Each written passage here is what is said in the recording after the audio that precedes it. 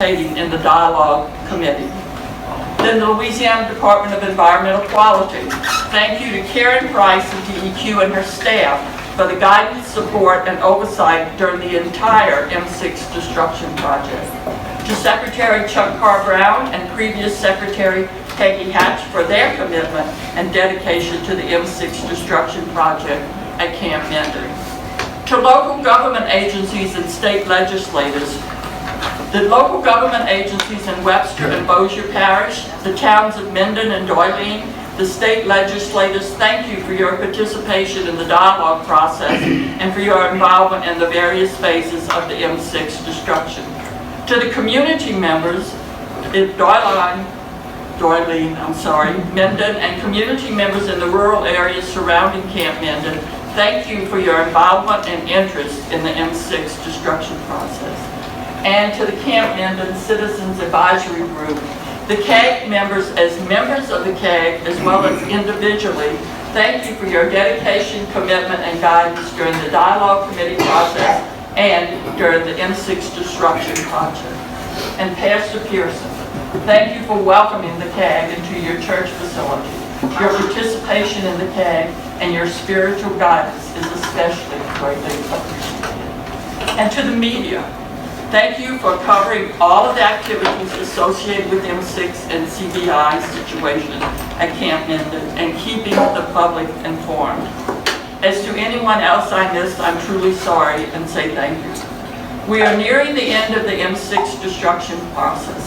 Please let us look back and be thankful and express our gratitude to all who participated and made the project possible, safe, and successful. And again, thank you all for making this project a really great accomplishment and a really safe accomplishment.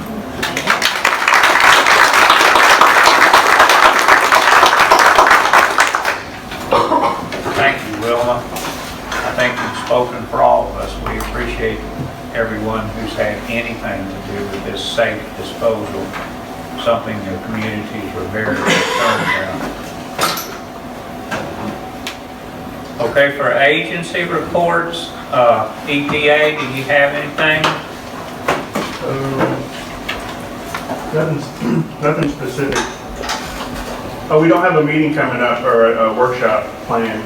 Yeah, well, I wanted to ask you about that because we did get word that the topic that we were talking about, which is an alternative opportunities of Camp Mendon as a Superfund site, the process that EPA uses is months long. So I was wondering if, I think it would serve the community well if you were to have a special meeting in which you broke down the MEDCO report, the last stack emissions test, and detailed some of the details about, if you could explain to the community how the limitations of the measuring arrive at non-detect, and how the emergency situation limited the time allowed for the drawing of the samples, and just kind of overview the MEDCO stacked emissions report, then I think that would serve the community well. Is that possible? I'll see. That's a good idea. Just a side note, the sampling process, that didn't limit the operation, and the operation didn't limit the amount of the sampling activity. The standard. Well, yeah, the sampling in the case of the toxic compound within the M6 that was just at the 1% level, we've heard from several experts that was limited by the time that was allowed to be drawn, and that they only drew for 3 hours, that there would be more information chemically available if they had drawn for a longer time and had a larger volume, at least in the regards that 1%. DPT was it? I forget which one it was. But if you could explain how that came about, that the standards that were set were partly limited by the time that you wanted to be down because of the emergency status of this. And you might also add to that in case, because by the time we have this special meeting, there might be some more information about whether or not ESI is going to be putting in a bid to stay there, and you might also add in what kind of changes would be required in terms of the rating of the machine as to whether it would still have that emergency status, and Once the M6 removal is complete, the system, I mean, once the removal action is complete, it's complete. So, I mean, it's not, it doesn't stay under emergency status as long as it's there. Right, and because of that, if you could explain to the community what that would involve in terms of the EPA's appraisal of future emissions, should they get the state to change their mind Kind and of like allow the it to state, stay there? like a permit process or something? Well, no, more what the changes would be in the EPA's testing of the emissions, and would they change? Would you still set the same standard? Would when you're involving things with lead and perchlorate and airbags and stuff like that, would there have to be CPT testing done on every component? Exactly what I think I understand your question. Yeah, what is the community looking at in terms of safety checking by the EPA? Say like 2 years from now versus this operation. Right. I got you. Yeah, because they said at the Chamber of Commerce, it was said that they want to be here 20 more years, and I think the community has the right to know what they can be expecting in the way of protection from the EPA during those 20 years. The same thing for the LDEQ. If y'all could work with them in setting up a time that would work, where the two of you as the two agencies which really make it possible for the community to feel safe, because we know that we have government agencies that are testing these hazardous materials operations. If the two of y'all could work together and have a community meeting explaining what that might involve for the community, I think it's something that the community would be really interested in. You know, time frame, like in May or June or? Yeah, I'm thinking that towards the end of May, around the 1st of June, that would stagger the meetings, because the other one's not going to be until July or so, the way they were talking. I'll report on that later. I had a conference call with the part of the EPA that does the Superfund alternatives, and I'll report on that later. Brian, did you have a word on that? I have questions for the EPA when it's appropriate. Yeah, well, is there anything y'all have? Okay, that's fine. So you can save the answers if you don't have them at your fingertips for a future time, maybe even if you do that workshop. The first question relates to the MEDCO report, and I do take issue with the fact that ESI uses as a marketing terminology that there's zero emissions. I want to differentiate between the destruction efficiency of the actual components of the M6, which I agree the MEDCO report shows are very low. Those are the things that are sampled through the cartridges. Then there's other sampling that's done independent of that. I'm not even sure if it's simultaneously or on a different day, but that's where they test the volatile organic compounds. And I haven't been able to get some information about the volume size of those samples, because they're taking them into actual volumes. They're not going into cartridges. And then they're calibrating those to see how much the containers themselves may be holding on to these, and they're pretty confident in the results that 3/4 or a half of it at least is being sampled and being measured at the end. But they are not showing non-detect on things like benzene, toluene, xylenes. Now, where ESI and I had differed was when we were at the meeting in January that was held at the Minden Community Center. Dolores asked a question about why isn't this stuff sampled every day? And Dean told her, well, you can look at the SEMS data. And so I took it literally. I look at the SEMS data, and the SEMS data is, if you go in and you look at the numbers, you multiply it by the volumes that are actually done, shows quite high amounts that you could actually translate into pounds per day of volatile organics. Now, what Dean will tell me, and I'm using the ideal gas equation for this, Dean will tell me is, no, that SEMS data is all hooey. It doesn't mean anything because of the inaccuracies in the calibration. He says the EPA forced us to work from 0 to 15 parts per million in our calibration scale, and the error is 2% of that. And there you go, you got like a big error right there, 0.3 parts per million, which is a significant amount. And then there's a zero drift as well.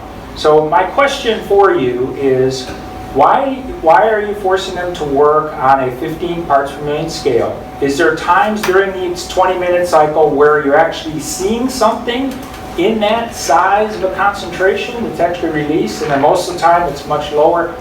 And then the other thing is, do you believe that the SEMS data has any credibility whatsoever? Because if you look at the Medco data, you're not seeing pounds per day. But you're not seeing non-zero, but you're not seeing pounds per day. So, but if you look at the total organic content, you could on a lot of days, in fact, even one day last month, and an average for the entire month of September of pounds per day of total organic content. And then we don't know what those things are because we don't have IR or mass spec on that system. So I just want you to think about those questions, because those are unanswered questions, and I just want to know what that sample size is for the total organic content. I never had that defined. I asked Dean, I said 10 liters, he said something like that. And I asked him again when we did the radio debate, and he said, I believe it's smaller than that. So I just want an exact number, because they're reporting it in picograms, or nanograms, but we don't know what the actual sample size is. I'll check. That's on the Medco report. Yes, sir. January? Well, any of them, I assume they're all the same. Is there a reason why they never did a 6-hour test instead of 3? I mean, why didn't they ever do a 6-hour test? They were required to do, from the combustion experts in the office, and working with LDEQ, it was determined they needed to run 12 batches for one sample. And so that's what they're doing. They didn't want to run 12, they wanted to run 9, but we said you got to run 12 batches per sampling event. I just want to say that SEM sensor, that Thermo Fisher 51i, which you've used, the Eldorado uses, it has a preset calibration scale of 0 to 1 part per million. And yet, you're having them operate at 0 to 15 parts per million, which is creating 15 times as much error there in the calibration. And rarely, very rarely has that thing ever been above 1 part per million. So why not operate in that range and use a less concentrated calibration standard rather than that huge thing?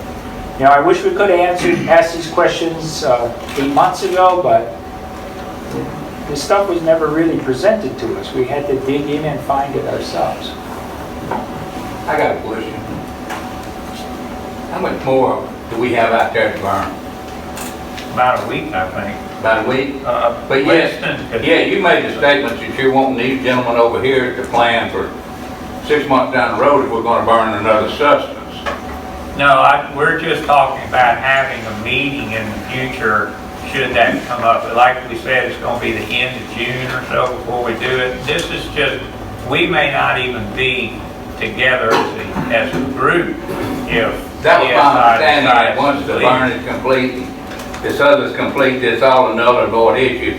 After it's dismantled and removed, yeah. But until it's dismantled and removed, the contract is not finished. and their obligation is not finished. In other And words, you you're know- waiting on the scope of work for the dismantling and removal. Yeah, that'll come up later in the I guess that's the reason I came to this meeting, to find that out. Yeah, that'll come up later. Any other questions to the EPA? Okay, then the LDEQ, do you have anything to report? According to Karen, as of Friday, we hadn't received a permit application, so that's of Friday. Okay, Could you that say was that a little louder? As of Friday, we hadn't received a hazard what yes, have not. from ESI? Yes. Okay. And have you heard anything in the way of the CBI soil testing progress? Is there any report on that? Well, I mean, we have the grids and all that. We're just waiting on the M6 to be removed. From that area, so the staff can go in there and... Right, from L2. Okay, and what's the schedule on the M6? Have you, with the latest word on estimated time of completion? Well, he just asked, and I did the math real quick, about 350,000 pounds, somewhere in there.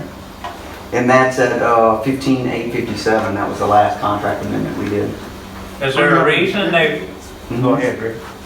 Yeah, around that. I mean, nobody truly knows.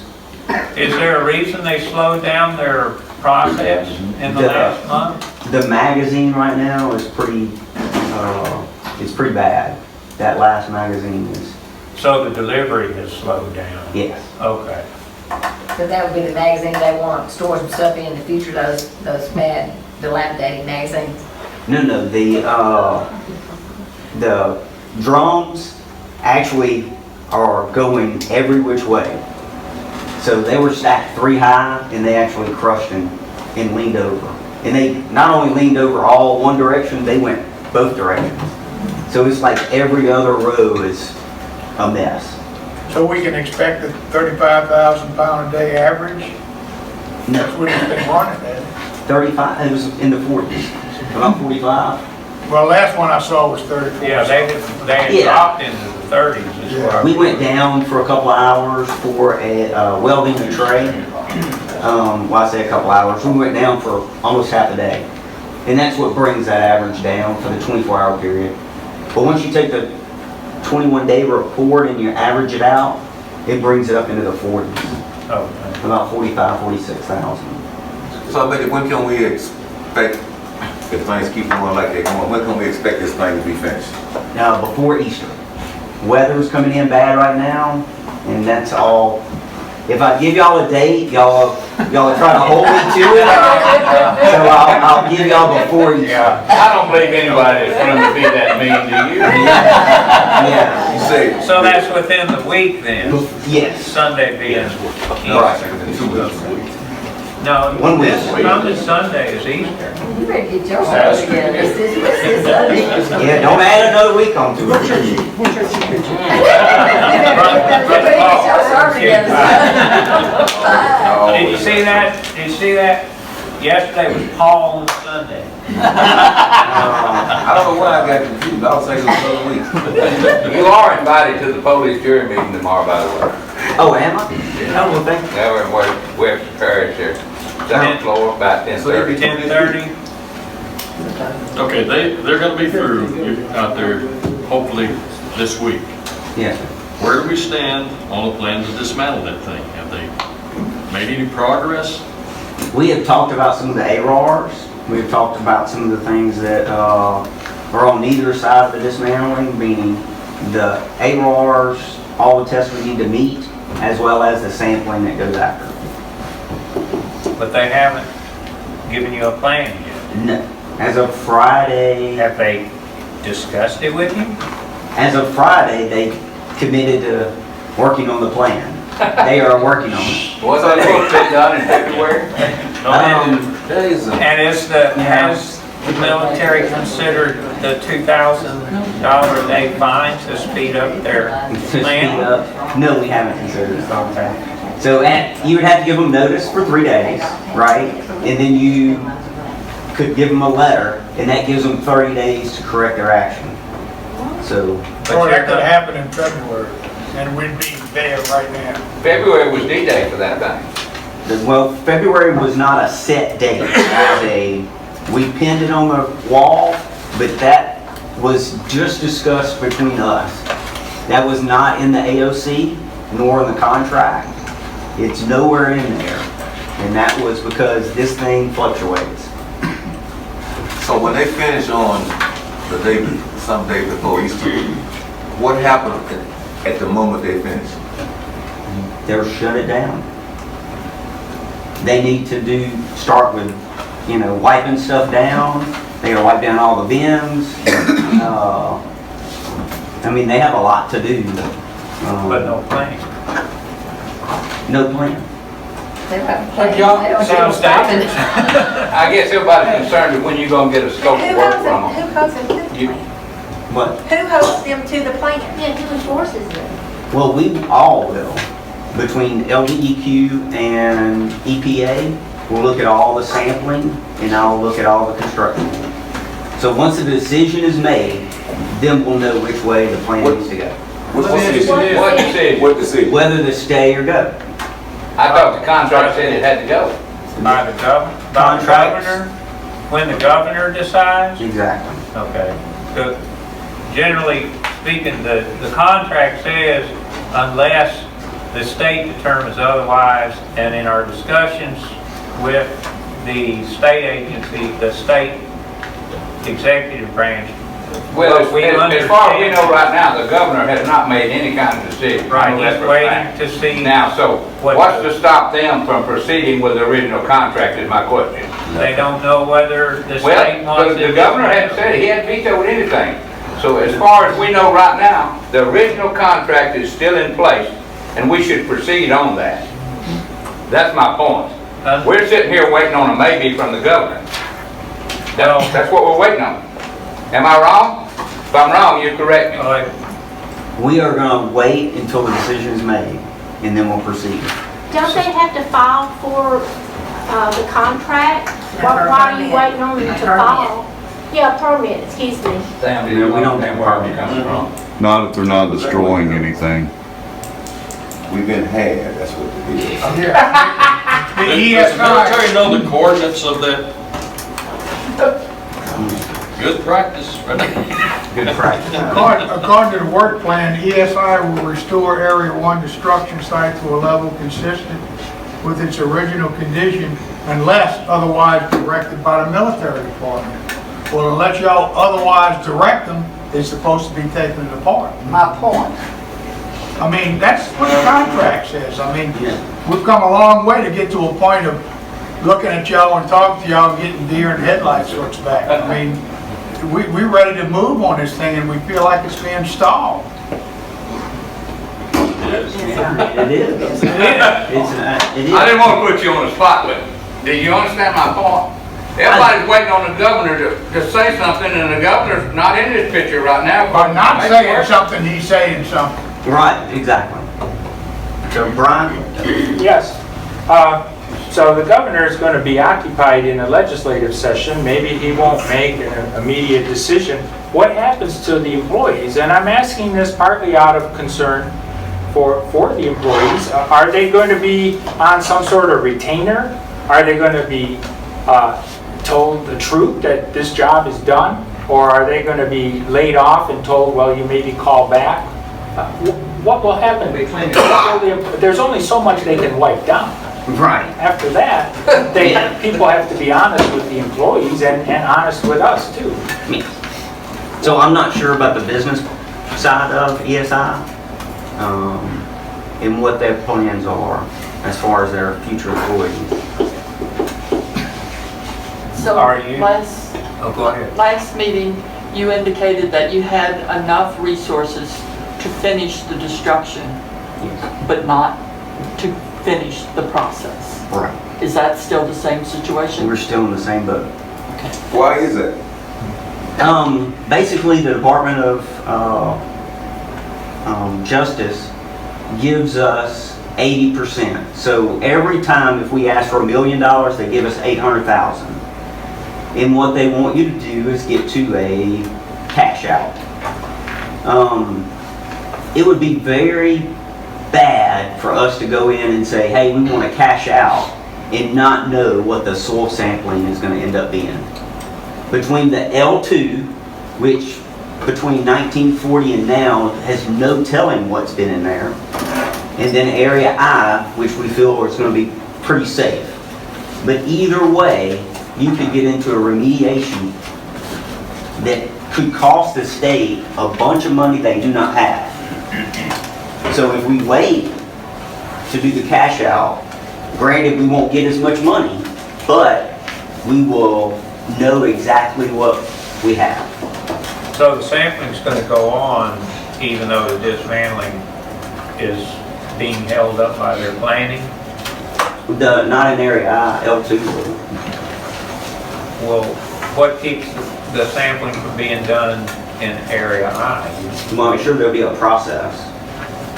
I mean, if they're allowed to stay, then yeah, they'll do the sampling from the wells and What area are they in? in area I. Well, they have, so are you saying that you're not even gonna do the sampling if they're allowed to stay? You're just gonna? No, we will. We'll have to do both, all of it. I mean, After completion of the M6 contract? Exactly. The sampling has to be done before EPA can say you're complete. Right. But you're not gonna do it? No, we are gonna do the I sampling know, but in not area until I. it's dismantled. No, I mean, We you will just do it. told me that you can do L2, but you can't do, and then once we get a plan, we'll figure out whether the machine will stay or go. And then we'll make a decision upon when we're gonna do it. If it stays, we can do all the sampling around it. It will go on just like any other closure. I want to backtrack a minute to this letter thing. You said that the process, you would send ESI a letter. What would that letter, I mean, what kind of letter would you send them? What would that letter state? The letter would just say that it would come from our contracting office. Sure. And it would say, hey, you're not meeting the contract or plan or whatever. Now, And then go ahead. it would address those things and give them an opportunity to respond. And then we get back on track, hopefully. Now let me ask you this. Is there a time frame that you plan to send that letter to them? If there's not, why? And are they in a situation where that letter could be sent at this point?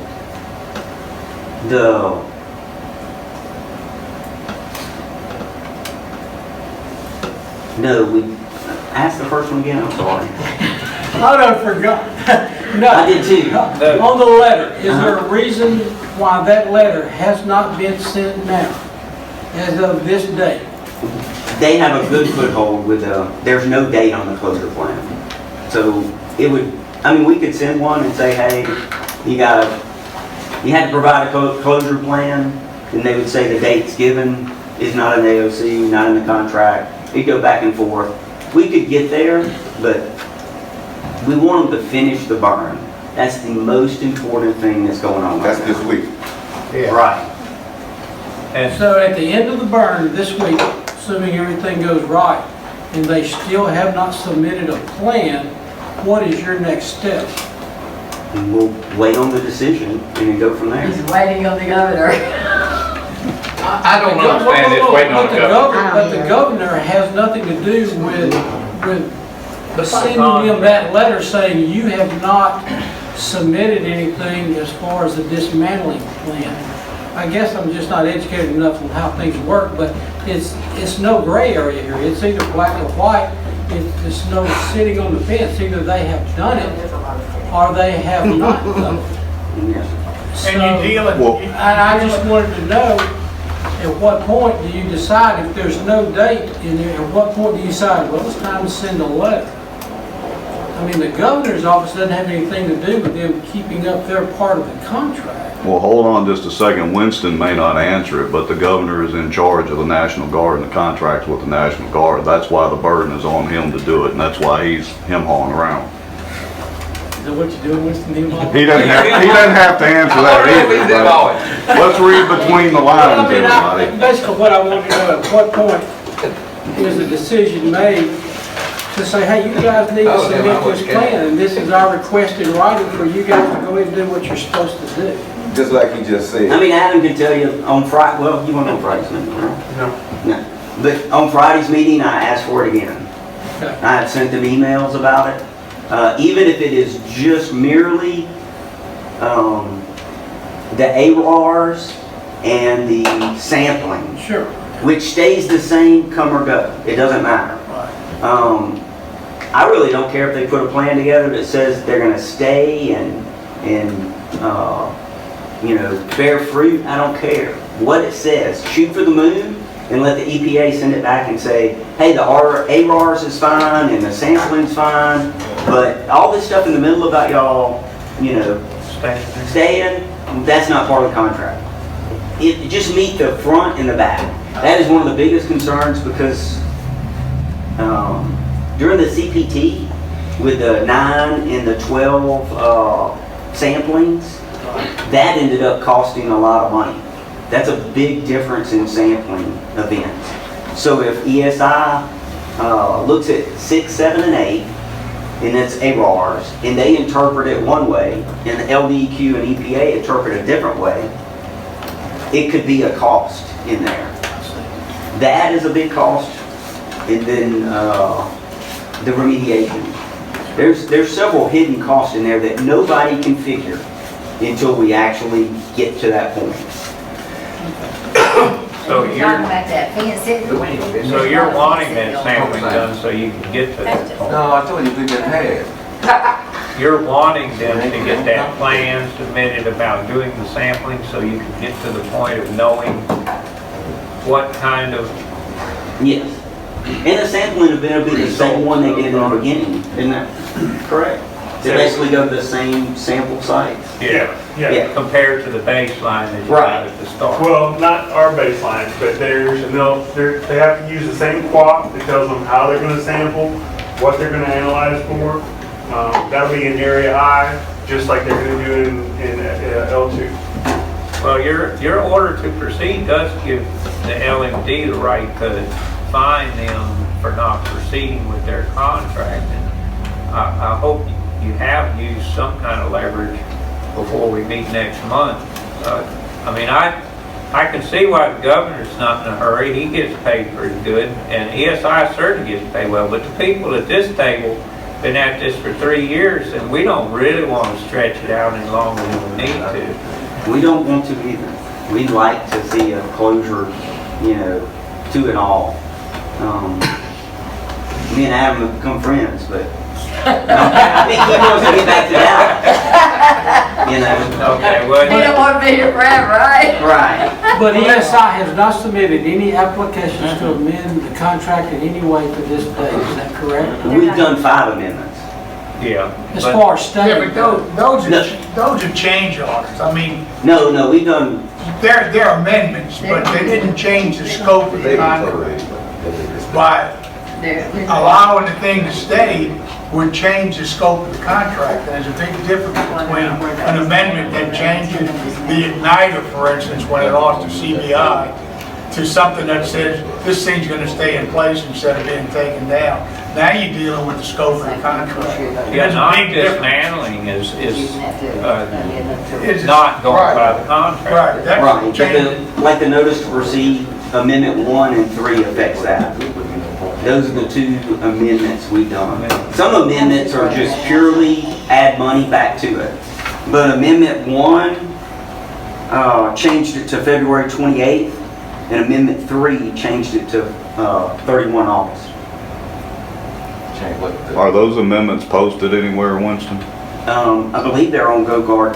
The fine, you know, the original fine date was the end of 2016, and it's saying Amendment 1 moved it to February. Now it's moved back to August 31st. Winston, can you clarify? Yes, 2017. Speaking about this fine, at the last meeting, you basically implied or alluded to the fact that the penalty would be on the shoulders of the LMD. Can you clarify, because the contract is actually between LMD and ESI, and that's the contract with the penalties included. Can you clarify who is actually responsible for paying for a penalty if the penalty is actually imposed?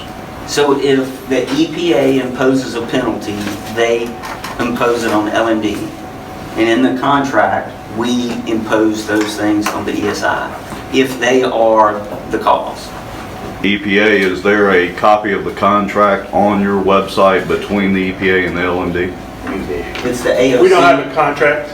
We just have an AOC. Is there an AOC that mentions the penalty in that? Yes, the Yes, AOC. actually, Yes. there is. And just to respond to your email a couple of weeks ago about why hasn't EPA fined ESI, we don't have a relationship with ESI. Our relationship was with the LMD, so. Well, he said you would find them and they would find ESI. Right, I mean. If it was something in his lane. But just to respond, because your email says, why does the EPA go after ESI? Look, we're meeting all the AOC requirements. There's a middleman in there. Right. Okay. Well, we'll find out more about the EPA's. Right. A question, so if there is contamination in the L2 site, there's very, very little chance that ESI could be held responsible for that. That's due to the actions of Explo or people before them. So why is this contract being stretched out and delaying closure with ESI because of other environmental issues that ESI has no responsibility for? The Army would have responsibility. They're the ones who blew the magazines and burned. They would, but it's Right. stipulated in the contract with ESI that there's a set amount, I think it was $235,000 for the site cleanup and the disassembly of the system. Why can't that money be requested now and Area I be worked on now simultaneously while the Army's looking, and the National Guard's looking at the remediation at the other site, which is several miles away? So when I guess, Can I respond? So for L2 cleanup, the only analytes that are going to be, the samples are going to be analyzed for are the primary organic hydrocarbons. That's the DNT, the diphenyllamine, and the dibutylphthalate. It's not an open, full sweep to find historical contamination at all. It's only looking for contaminants associated with this removal action. But Explo, Yes, sir. but Explo is the reason why that bunker exploded out there, and two of them. So that's who that would be between, and that involves the Army for not providing oversight. I mean, I don't want to get into legal issues, but that seems like common sense. ESI should not have any care or worry about anything with that. They did their job. They weren't dumping stuff out on the ground while they were moving those semis. Sure, I understand. So, on a removal action, if you're cleaning up It's the part that's. chemical XYZ, and you're handling it, and you're disposing of it, you take some closure samples to show that you didn't leave any on the ground. So, if we don't take the samples to show that it's all been disposed of, then we can't say it's complete. Now, if we take samples and there's contamination from, say, DNT, then it could be attributed to this removal action, or may not, but if we don't take the samples, we can't. Well, people were picking M6 up off the ground 4.5 years ago. I was out there. I know. Yeah, so, but we know that was not the fault of ESI. Sure. So, Okay, well, It's associated with the CBI or the magazines that went up. That's where the sampling is. It's not a grid over the whole L2. yeah, well, we're not there yet, and it sounds like we're gonna have a long runway to get there. So let's proceed to the board business. The March minutes, there's a couple of corrections that I noticed that we needed. On the third line in this regular print, it says Ron Hager welcomed all guests. If you could put an S after guest, that's a typo. And then down at the EPA, it says welcomed all guests. If you just either take out the all if there was only one guest, or put an S after guest. And then on the EPA, it states the question was asked if ESI had submitted a plan to dismantle the chamber to the EPA, and the EPA responded that no, that plan had not been submitted. So we need to add that plan. No, the plan was not submitted as part of that conversation. Are there any other corrections or changes? No, the plan was not submitted. Right. You want in there. I tried to prove it as. Oh, that was just, that was not anything else that would have been seen. I'm just requesting that. That'd be fine. That's your. Okay, then, is there a motion to approve the minutes as amended? Beth makes the motion, and Second. Mr. Mims makes a second. All in favor, raise your hand. Opposed? No opposition. I got it. I should have put it.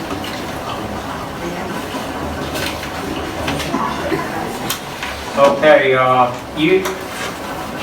Mr. Mims, you have not, in your contractor report, you have anything to report I have no communication with the contractor anymore. with ESI? Okay, no need to try. I mean, they don't, if you follow my drift, they don't respond. communicate with me.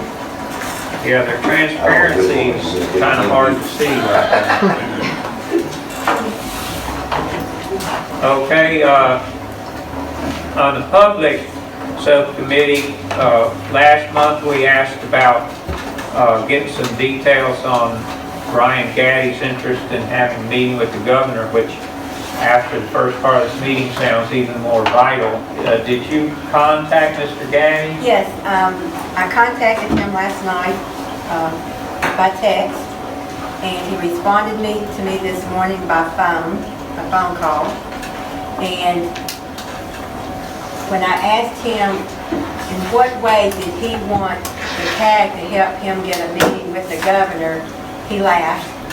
And he said, that's not what I said. He said, my understanding is that the CAG wants to meet with the governor. Oh, yeah. And he said, what I'm saying to the CAG is if the CAG will make a formal request to meet with the governor, then he will help get that done, and it needs to be done while they're down there in session, because he's in town, of course. And then he gave me some details about what we would need, an agenda, no more than, he said 8 to 10, okay, no more than 10. Statements on the agenda. No more than 8 to 10 people. Okay, a limit of 8 people and Yes, now. and an agenda. Yes. Said it would be probably about 30 minutes, is what they normally do. There's an X amount of time for us to speak, and then X amount of time for some questions, like that. Now, with that being said, do I need to say, I'm going to say these other. We talked yesterday, and the concerned citizens, the concerned citizens. Yeah. Okay. And we can send the CAG, or we can go as the concerned citizens. Well, that would be two different things. I mean, if the concerned citizens want to apply for a meeting with the governor, they could do that. But in the CAG business, this is just pertaining to does the CAG does have an opportunity to do that as a CAG. Yeah. Okay, well then... We need to decide, I don't think there'll be chances for both to go. I think it's going to be a chance for So if we go as a CAG, what's our objective? Well, that's what we would have to decide as a CAG is, and that may... We need to get him off the pot and make a decision. I'm just saying. Okay, so I guess what we need to decide tonight, my understanding is, 1, do we as the CAG want to go, or 2, do we want to go not as CAG members, but as concerned citizens? Well, I mean, we can still go as concerned citizens. not all the CAG is concerned citizens, so we can't, now we can...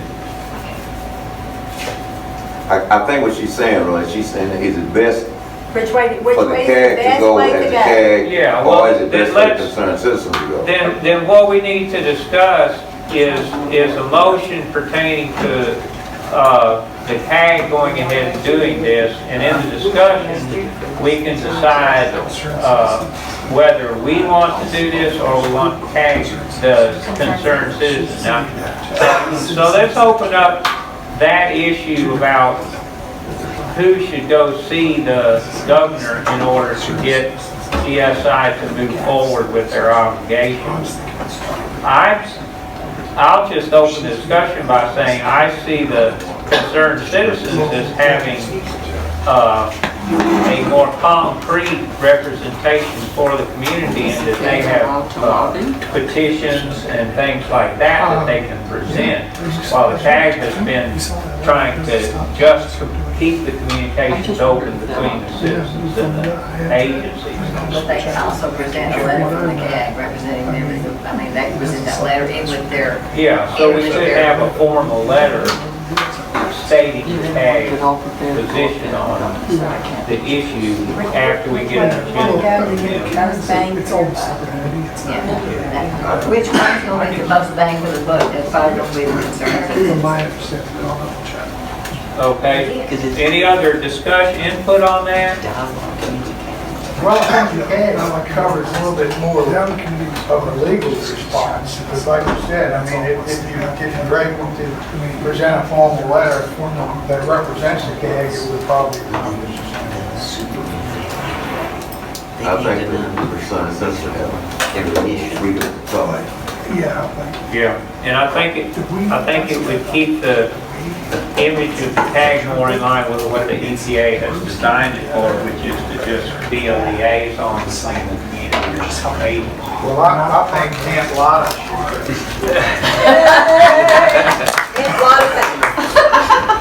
Well, then I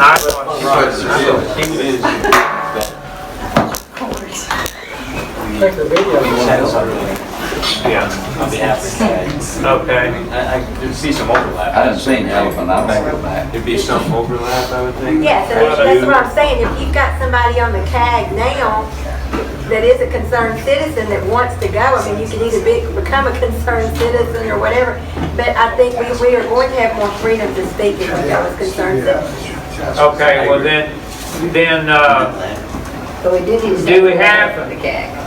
yeah, then can we have someone make a motion that the CAG compose a formal letter to send with the concerned citizens should they set up a meeting with the governor? That is going to be, I talked to Francis yesterday, and whichever way we need to go, whether you're gonna do a letter or y'all are gonna get Well, together to do. the CAG will do the letter, the board will do the letter like we do the other letters.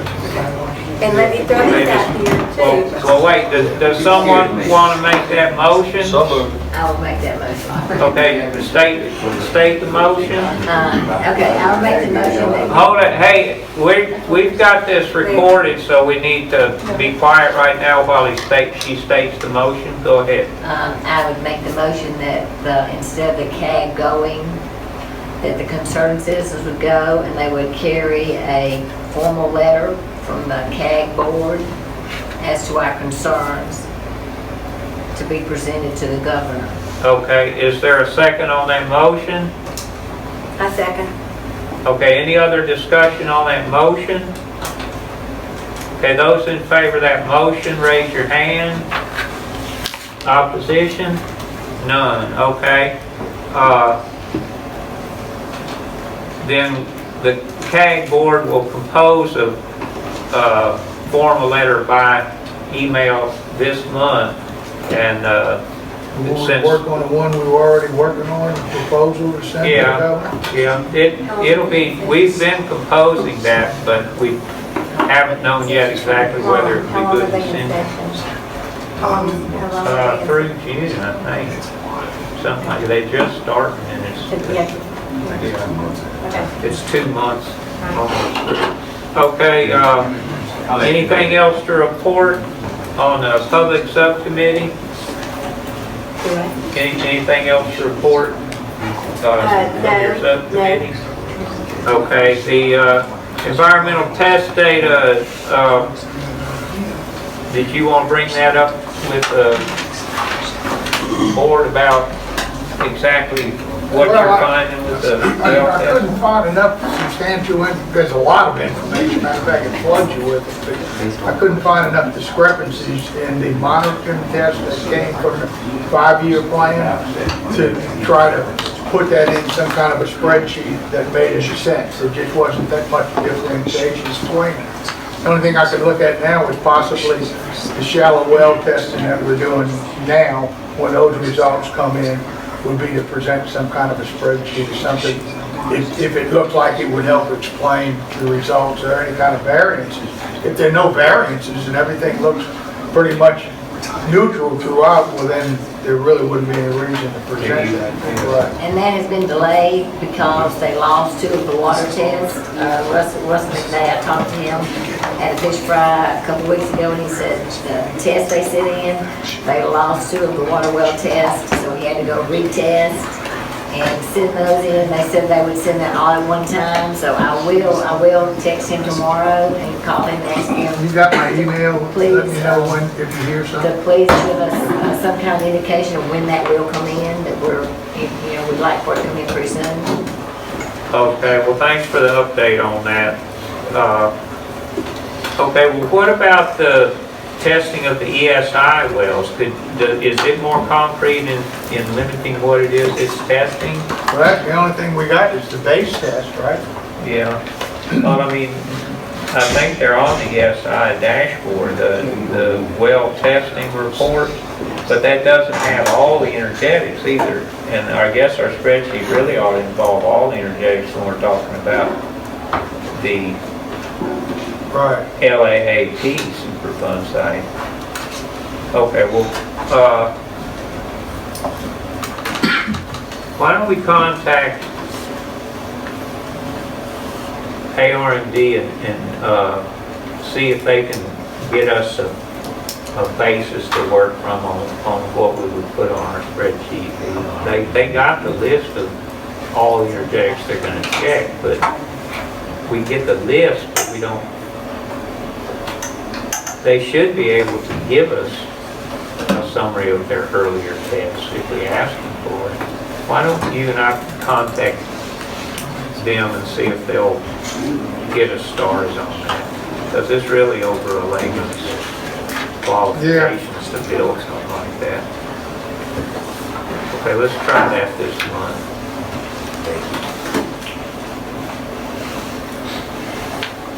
Okay, Oh, Bonnie? yeah. And you and I can email about that and figure out what to ask first. Okay, that brings us to old business. We've already discussed the Oh yeah, I don't know how I skipped that. Wait a second. Oh, I got involved with there being 2 Bs in the contract. That's okay. Okay, go ahead. The board should have in front of you a packet of 3 CAG applicants. Look them over. I don't know if you want to vote on those individually or just en masse. I can read them one at a time, and then Ron, can you call them for acceptance? Any discussion on those? No. Richard Jefferson, James Richardson, and Sean Riddle. They're all good people. You know, okay. Here, here. Here, here. Okay, any other discussion? No. Well, let's just move on those 3 people then. Is there a motion to accept? Make that motion. Sean please, Riddle, yeah. James Richard Jefferson. I move it. Okay, and seconded by Mims. All in favor, raise your hand. Opposed? You're opposed? Okay, no opposition.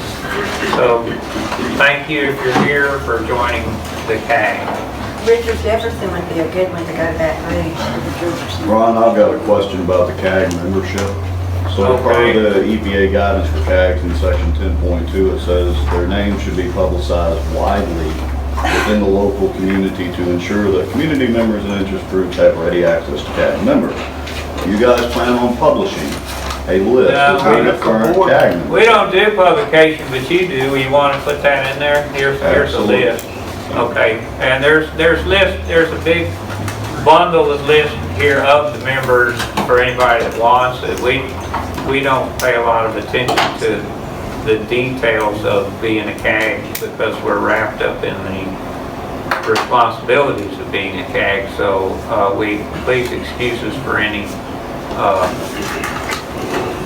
mistakes we've made. However, that does bring us to our next topic of tonight, which is the letter we received back from the EPA this week as a response to the ESI letter, which was publicized widely. Hit the newspaper, I think, claiming that the Camp Minden Citizens Advisory Group was violating rules and not paying attention to the proper experts, and one other thing, extending themselves beyond their responsibilities. And does somebody have a copy of that letter? Okay, would one of the board members please read that aloud in order to put it in the minutes and to assure the CAG members that you're not going to jail? Or get sued. I just wish there was the 100 people here that we've used to having so they could all hear this. I wish ESI was here as well, but they've already got the letter, so it doesn't matter. But there's a lot of people not here that need to hear this. This is addressed to Mr. Jason Poe, ESI, Baton Rouge. This is from the United States Environmental Protection Agency out of Region 6. Dear Mr. Poe, in your recent letter to me, you expressed concerns that the Camp Minden Community Advisory Group was in violation of the Resource Conservation and Recovery Act regulation that you believe governs such groups. Specifically, you stated that the group had limited membership to those who were opposed to continued use of the burn chamber, that the group was inappropriately concerned about matters other than the destruction of M6, and that they solicited input from an individual who is not the technical advisor funded by the EPA. For the reasons explained in more detail below, the group is not in violation of a federal regulation. It is responsible for its membership without approval of the federal government. It is free to access information from any source, and it is not limited to any specific set of environmental issues by its status as a community advisory group. The regulatory reference you mentioned in your letter is associated with the development of advisory groups under the Resource Conservation and Recovery Act.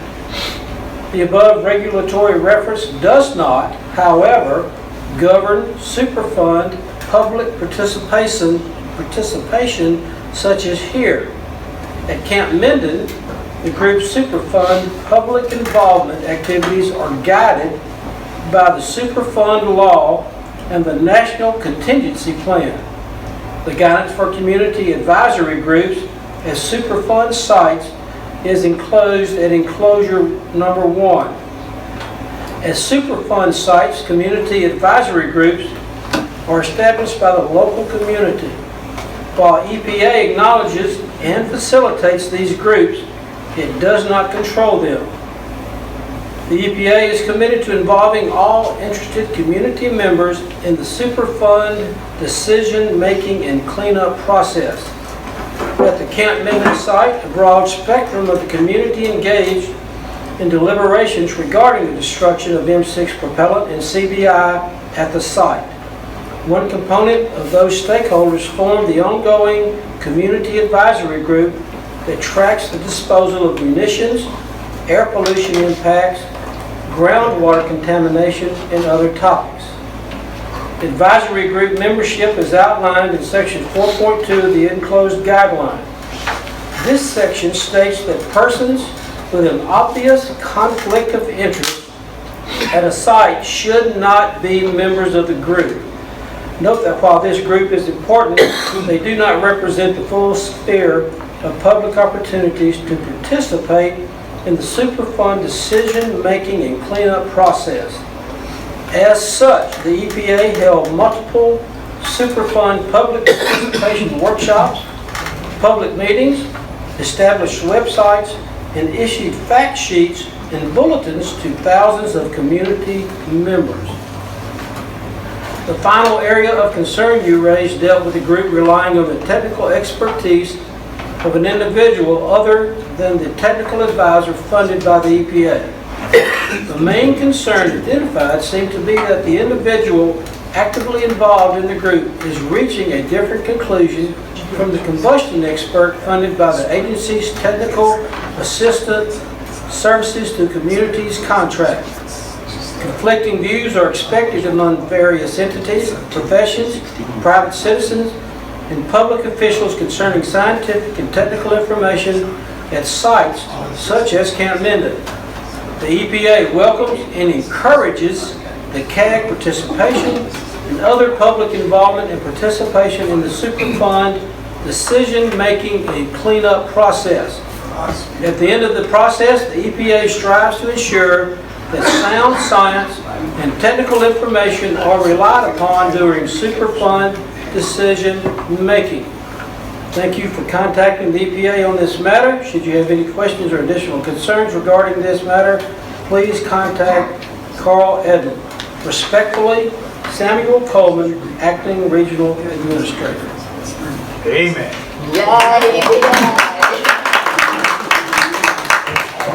Okay, that brings us to the last in our old business, which is the phone conference that I had with the Superfund Site Alternatives group that the EPA runs.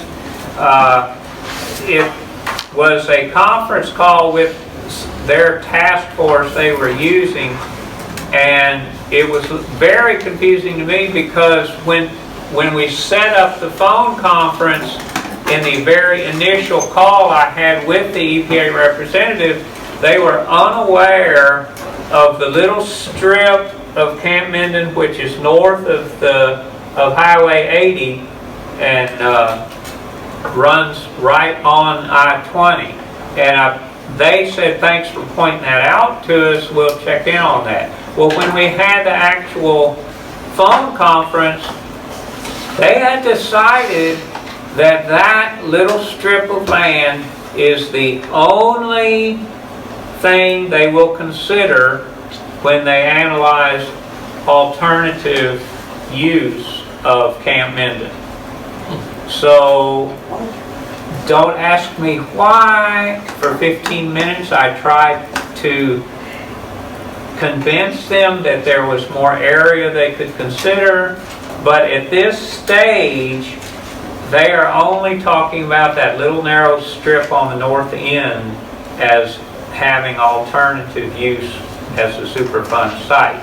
I don't know if I don't believe they've studied the Fawcett contract that thoroughly at this stage, so I don't understand why that's their position, but I just wanted to report to the board and to the CAG that at this stage Superfund alternative site research is very limited by the EPA's group that does that.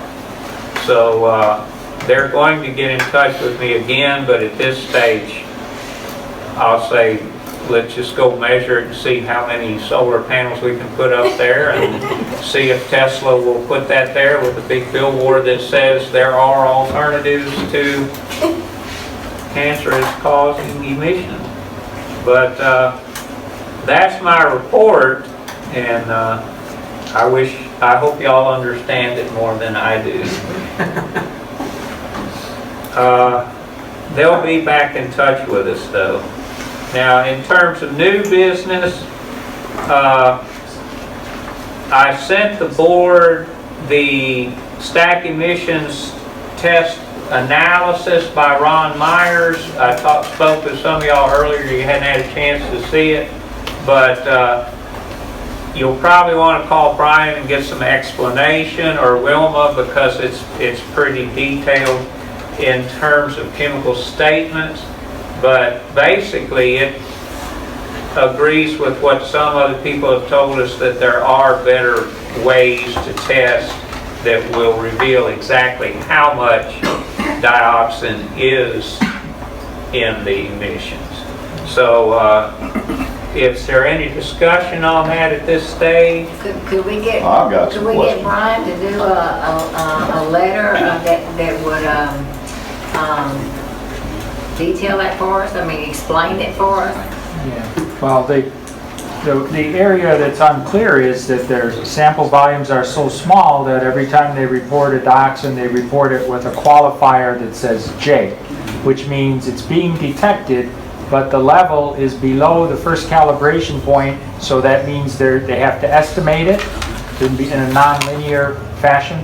But it is there, but it's not a large amount. But again, it depends on the precise size of the sample volume that they're collecting when they do check those. And they're not detecting any of the very worst dioxin, the TCDD.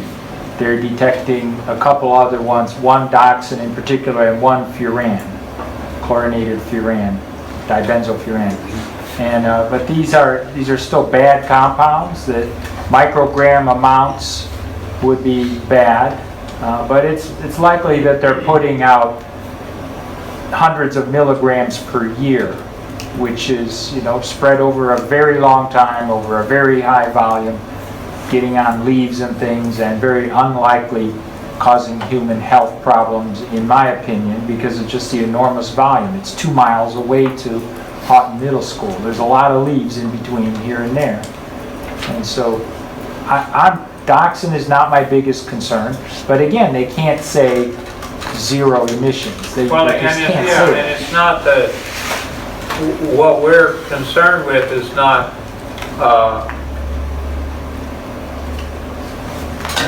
the specific compound they're finding, but the lack of measurability and what is causing this limit of measurability.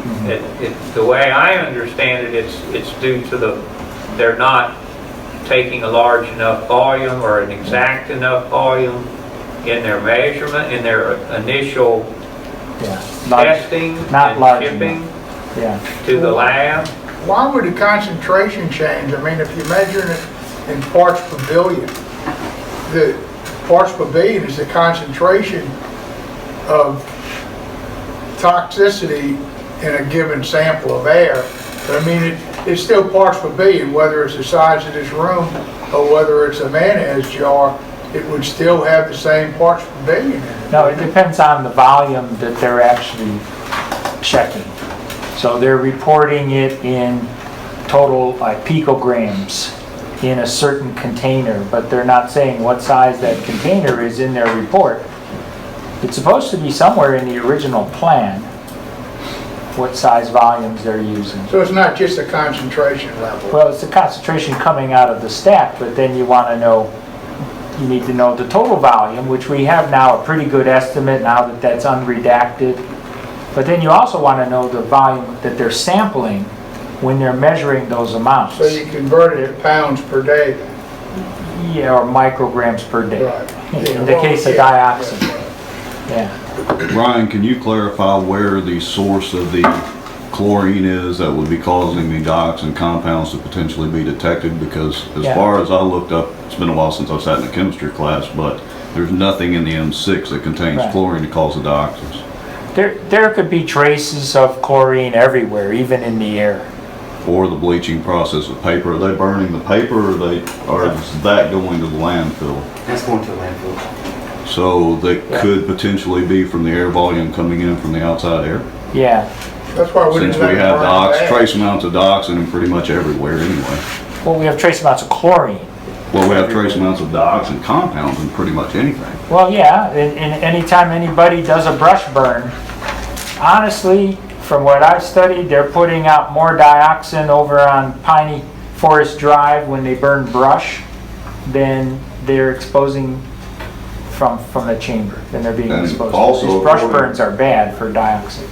Also, according to the World Health Organization, proper incineration of contaminated material is the best available method of preventing and controlling exposure to dioxins. They recommend 1,000 degrees Celsius or more, which the chamber is running at. Correct? Yeah. False. Well, the afterburner is, yeah, not the Correct, chamber. but the air doesn't come out till it runs through the afterburner, and it's burning at 1,000 degrees Celsius. Right, and that's what it was designed to do, was take care of the dioxins.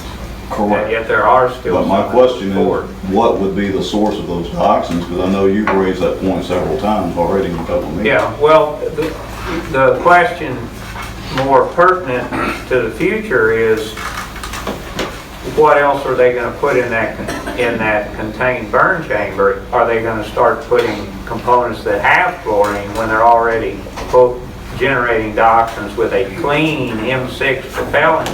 Conservation of mass, you can't have the chlorine come out if it's not going in there in the beginning. Right, and that's, It's there in could here. be a lot more It's in chlorine here. going in, and there's proof So in the Medco It could have report been from the medical that waste that's being abatement burned at system will not Stericycle stop too, that's dioxin. working in, correct? Well, chlorine's in the air from swimming pools, for example. Correct, or it's in I'm not trying to, it's in the I'm not trying to be coffee smart, Ron, but the more you talk, the more I think you've already assured yourself it's fixing to stay. No, I don't forecast the future, I just, Well, the way you talk, I that's what it try sounds to like. prepare for it. I want to be prepared for whatever happens. And so if you don't consider the options, you're not prepared for them. The last issue on new business is the annual evaluation of the Camp Minden CAG performance and its future need. This is we started in April, and annually one of the CAG responsibilities is to consider how we've done, where we're at, and if we're going to finish up on Easter Day, because it's all going to be burned Can I up. make a statement that pertains to me? Yeah. As far as, this is a long statement, it'll be my last one. Speak up, because there's a train. I'll let the train. Wait till the train gets by.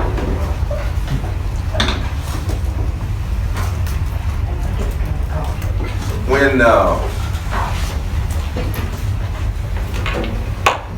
trying to figure out how to start. I guess I want to start this way. Somebody made the point earlier that the LMB works for the government. That's true.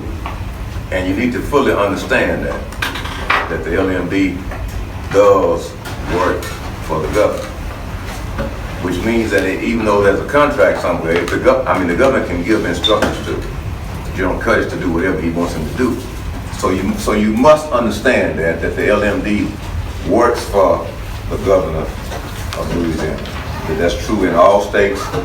All the military departments work for the government.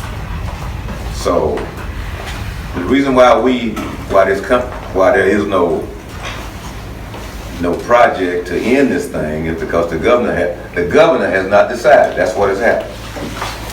And Gene Reynolds, Representative Reynolds, and Representative Ryan Gaddy have decided that they're going to do a poll. And this poll, I don't know when it's going to be conducted, but I suspect it's going to be conducted whenever the M6 is finished. And the governor is going to use that poll as part of his decision-making process, based upon what you say in the poll. And I was told one time, originally the poll was going to be like a 30-mile radius from Camp Minden. It's now down to 15 or 20 from Camp Minden. And I don't know how that's going to work. But now I'm giving you this is me talking. This is not anybody, this is just my personal opinion. And my personal opinion is that before Bobby Jindal left office and before John Bill ever came in, I didn't spend 30 years in the military for nothing. The ESI, if you understand ESI's attitude, if you understand why they have been doing what they've been doing, it is my considered opinion that ESI knew when they came here, that they were going to be allowed to stay. I'm not saying John Bell Evans did that because he wasn't governor. I think Bobby Jindal did that. General Curtis said it was going to leave, but remember, General Curtis works for who? The governor. The governor. Okay. So here we are. And the reason why they haven't submitted a plan, because you don't need a plan if you're going to stay. You only need a plan to dismantle if you're going to leave. So that's why they haven't submitted a plan. They fully think they're going to stay. Their employees have been acting all along. We knew from the very beginning, all of us did. We knew, see, people forget that the reason why the clean Boyne chamber is here is because of people like us. They forget that. They forget that we knew how the chamber was supposed to operate. They forget that. They forget that we knew the job was temporary. They forget all that. They forget that we knew this thing was supposed to work well. They forget that. We knew all of that. We put the hours in to make sure that happened. And so now all of a sudden it's a surprise to folks that it works well. And we've been made to feel like the bad guys because we want the thing gone. And we want it gone because that's what we fought for. The people in the community said, we want you to come in, destroy the M6, and when you get through with whatever you use, take it away. That's why it's in the contract. The government didn't put that in the contract. We insisted that that be in the contract. That's why Wilbur went down to Baton Rouge. We insisted that that be in the contract. And she went down there, she and Slavo, to fight to make sure that that happened. So now here we are. But those guys were told, there's no doubt in my mind, they were told they could be able to stay. And so they were, and if they had kept their mouths shut, if they had waited till the process was over with and not said anything and then asked, they probably could have pulled it off. But they started saying they wanted to stay time they got up here before they had ever destroyed the first piece of M6. They started talking about staying. And so now here we are. So and I said all that to say this. Tomorrow, the Western Parish Police Jury is going to sell us out. Take my word for it. And the reason why I say that, because you don't have a revote unless you've got a reason to revote. They've already voted once. They've already decided that they were going to oppose the chamber stand. So why are you going to revote unless you got the votes to overturn the decision? So tomorrow we're going to find out that the Western Parish Police Jury, now I hope I'm wrong, but I don't think so. The Western Parish Police Jury is going to vote to withdraw their resolution that says they want the chamber to go. And they're going to vote for it to stay. And I've already told the group once they get the vote, I'm going to get up and leave because I'm not going to be able to hold my Christianity, and I'll embarrass myself and God, so I'm leaving. But I'm just telling you, we've been had. We have been politically snookered. And if you think otherwise, that's just true. We all been snookered. And so now we're waiting to see what the governor's going to do, and the governor's going to use that poll to cover his butt. I'm telling you, there's no need for no poll. So he's going to use the poll to cover his behind. And so it'll be up to the citizens to decide what you're going to do about that. Because I'm telling you, the EPA, LMD, we've all been snookered. The deal was put in. All that we didn't make any difference. Those guys were told from Jump Street that they could do this, and we were all supposed to roll over and allow it to happen. Well, Sam, is it time for the CAG to roll over? I'm speaking, let me finish. When the last piece of M6 is done, I am going to become a full-time concerned citizen. I will be through with the CAG. My mission was to see this through.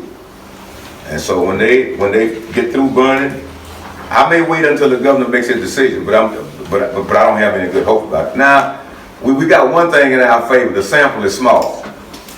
You know, it's better for a 15-mile radius than it is for a 30-mile. Them folk in Caddo Parish are clueless. The reason why I know that, I went to the Caddo about 3 weeks ago. I went to the Caddo Parish Commission to present my little talk about this And they gave me 2.5 minutes of it. I mean, me and Ron went, and we got treated like stepchildren.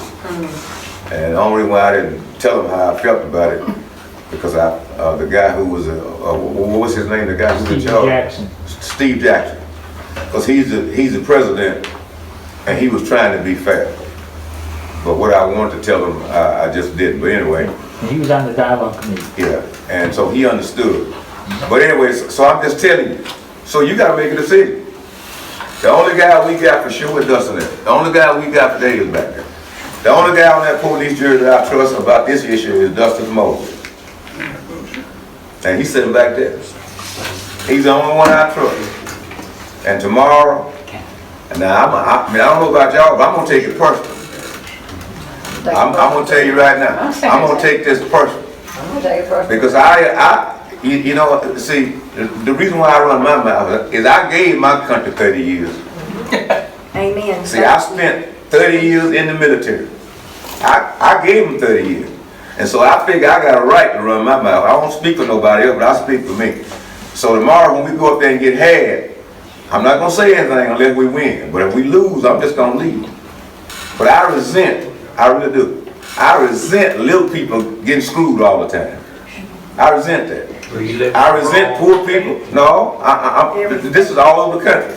I resent poor people getting messed over. I do. I resent rich people messing over little people. I resent the government, politicians always messing over little people. And all we do normally is sit back and take it.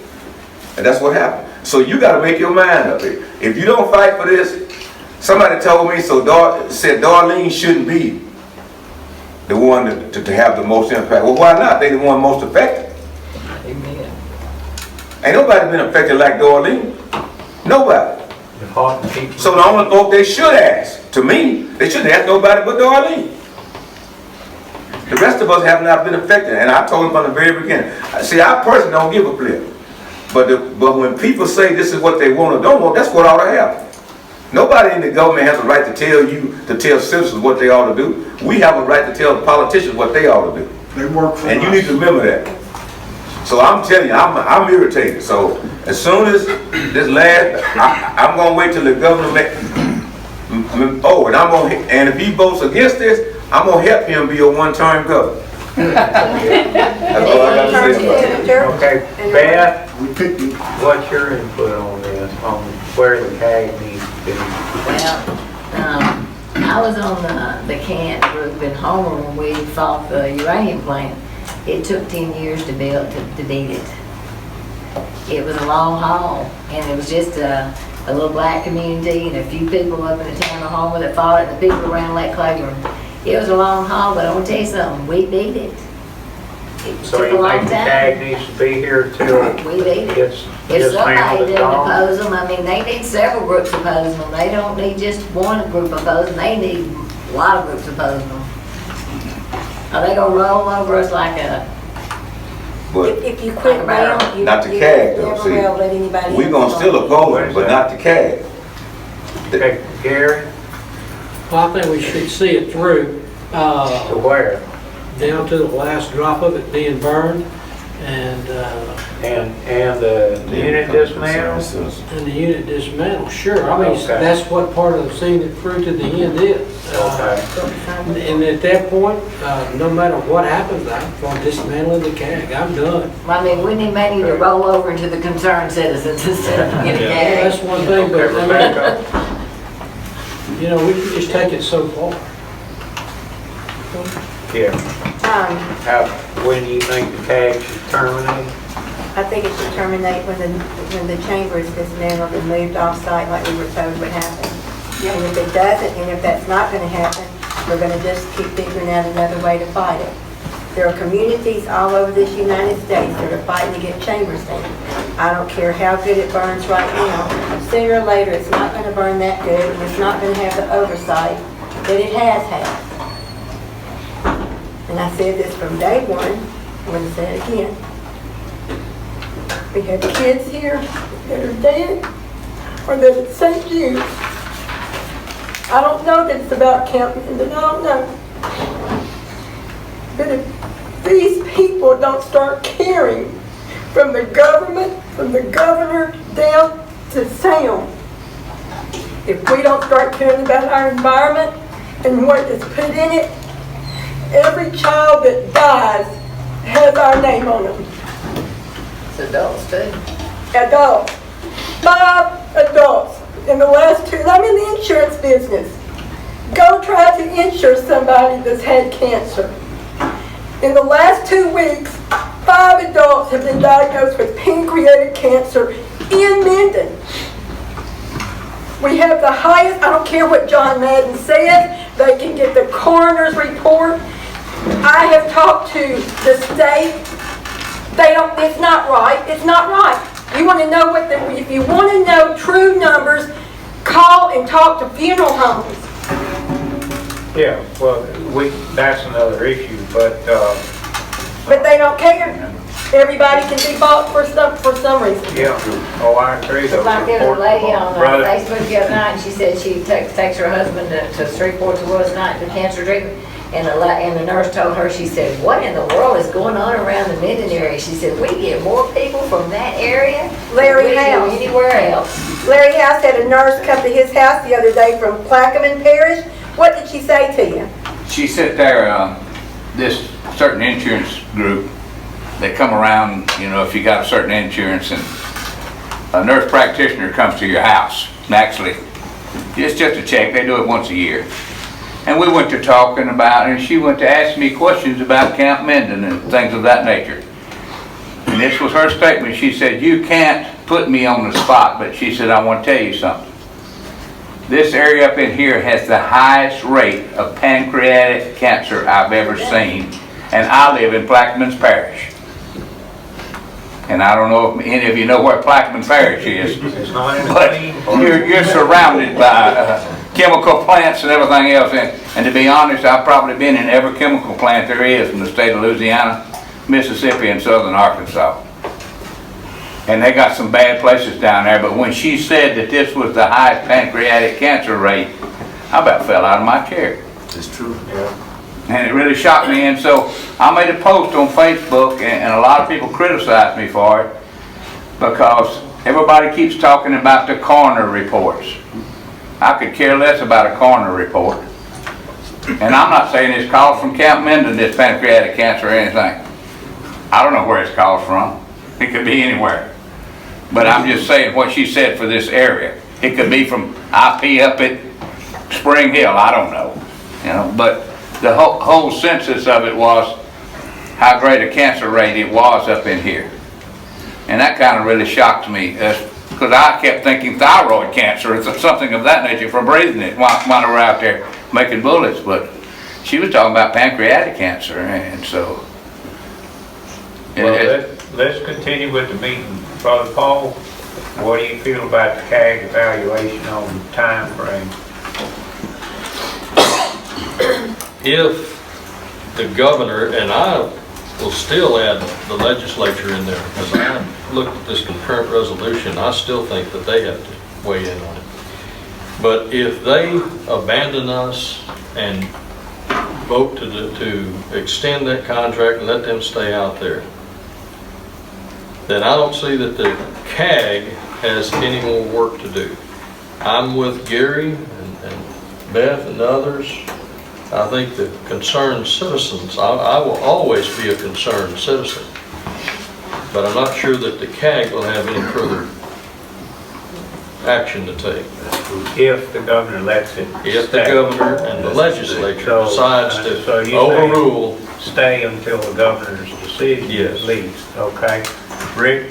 Well, I kind of think from a standpoint that the CAG was assembled through EPA for the purpose of remediation of M6. That once M6 is remediated, does the CAG legally exist anymore? Are we still operating under EPA? I mean, y'all put us together. Well, technically, you're your own entity. We just help facilitate. Y'all just facilitate. We just facilitate. So, I mean, every site, if one community, one group of members wants to get together, we acknowledge them and we help them out. We direct everybody to that group.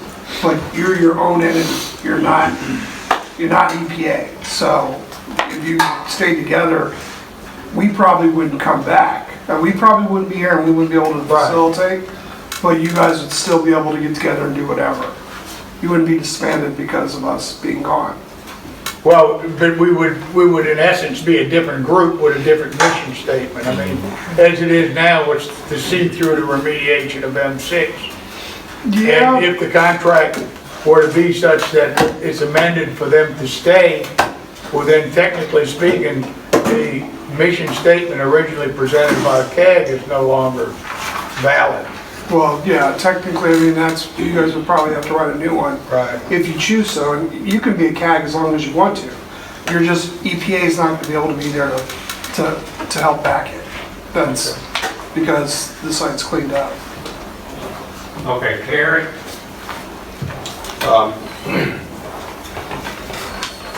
As far as the definition of what a CAG is, I understand is that needs to change names, whatever, but I would be really disappointed if any of the brain power or any of the effort that's been put forth here is lost. Sam's saying he's going to go to become a concerned citizen. I understand what he's saying, and I think we all should follow behind him and continue to be speaking with one already consolidated voice. You don't just shatter this thing if that's what it comes to. Now, if the governor says no, it's got to go, then arrivederci. But even then, that doesn't solve every problem in Northwest Louisiana. And we've come this far, we've made this many inroads. In one form or another, this group should continue. But if it's not as an official CAG, then sure, it's fine. Okay, well, I'll just read bylaws. Our mission is to hold the Camp Minden munitions remediation process to the quality standards determined by the Dialogue Committee and to provide immediate and effective communication of said process status to the public. The quality standards determined by the Dialogue Committee was to have that unit dismantled. And I feel the CAG should stay in existence until the unit is dismantled, and then the CAG's duty would be completed, because that's what the Dialogue Committee reached an agreement, and that's what is in the contract. So that's my take on it. Any other comments by CAG members? Brian? Yes, so last week I attended the national meeting of the American Chemical Society, and the CAG is well aware that within the past year, the ACS issued a letter to the EPA and to the Army stating their position on open burning, and I think it was very helpful. The EPA administrator in Washington did respond to that letter, and I was satisfied with the response. The Army never responded. They pretty much ignored it from an outsider's perspective. The American Chemical Society has not taken a position on this contained burn chamber, but they've been monitoring this. And Tony Nose, who's the head of the Environmental Improvement Committee, has held discussions with the DOE, trying to get the DOE involved to try to come up with a better technology that can be moved elsewhere. He said that the Army's response to him through informal channels is, look, we're not going to be building things all over the country. We got something here that works. This is what we want. And so the Army's putting a lot of pressure, in my view, from talking with Mr. Nose, that the Army really wants this system to be used for the extent of its lifetime, however that is, and they want to keep it here. And I don't agree with that at all. I saw a talk by a great scientist from the DOE who has a yeast-based method to destroy cellulose converted into biofuels. Small chain hydrocarbons that can be used and burned in vehicles. And I asked a question in that session, could it be used on nitrocellulose? And he said, sure. We would just have to come up with a way to deal with the nitrogen. We obviously don't want to release all those nitrous oxides. But he said, sure, it could be used. Now, he said 100 million pounds is not an infinite supply, but it's an opportunistic source that we'd be happy to deal with. So there's a cleaner method, no combustion at all. Then you remember Dr. Lemnicki asking some excellent questions 2 years ago in the Dialogue Technical Committee meetings about why aren't we going to be able to produce any energy from this system? Well, that would be something that should be engineered into it. When they move it somewhere else, incorporate the ability to have a trash steam type power source, and then that would kill two birds with one stone. A new location and a better technology that's energy efficient. Then I'd be for that, but not in this area. Any other CAG member input on this? I think it's time to start pulling out your pitchforks and polishing them up. I do have a question. If y'all could clear this up for me, the LMD and the EPA, anybody else that's involved. So when someone comes to me and asks me, when is this chamber going to be dismantled? How do you answer that? Because I didn't really get a clear answer from anybody. So how do you tell somebody when they ask you that question? What is the answer? The bottom line August answer. 31st, is that what? I mean, the contract right now reads till August 31st. August 31st? They only got a Yes, week ma'am. to go. Why do they extend it? So in other words, you're saying even when they get through with the M6, they don't have to honor that contract, y'all are going to extend it to August 31st? Because you said they'll be through with it this week. No, ma'am, that's not what I'm saying. Okay. I said that contract extended till August 31st. That includes everything. Dismantling, remediation, and all that. Right. They had That's got the 90 90-day days. period after. Right. So May 15th was the date that we said all the M6 was gone. Of course, they're beating that schedule right now. Okay. And they were given 90 days plus a little bit Till to August 31st. take care of everything else. So that's all the sampling, the dismantling, everything. So that's 90 days. That's August the 31st. Yes. So if there's a permit asked for, then one of y'all we would ask you that we would immediately be notified? Is that possible? We don't do the permits. I'm talking to, Yeah, that'd be out of Baton Rouge off that permit section. but you would But know as of that, Friday, I mean, you know, but you would know that, right? yeah, Carrie. Yeah, they gave us a contact number to call about Yeah. permit when they're requested, but we figured once a month if we ask them, they're gonna know. That's what we've been doing so far. I don't see a reason to call them every day. Isn't there a mailing list that also provides notification for permit requests from the DEQ? Is that correct? You know, as of Friday, I mean, you No, I'm know, not talking specific about ESI. In general, I believe that you can sign up and get email notifications for any permit requests or activity. I may be incorrect about that. Not on the application part. Okay. No. Just on the You permit get the issue. application Yeah, on. the actual issuing of permits, you can get information on that every time they issue a permit. When a new company submits a document to DEQ, they issue an agency interest number. Yeah, And he checked Friday, I checked Friday. okay, so the And AI number.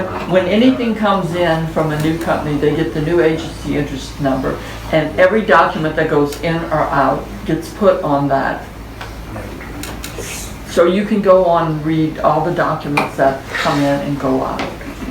And the issue you have to remember, it will be a delegated program from EPA to DEQ. DEQ will have the authority to permit it with EPA's concurrence.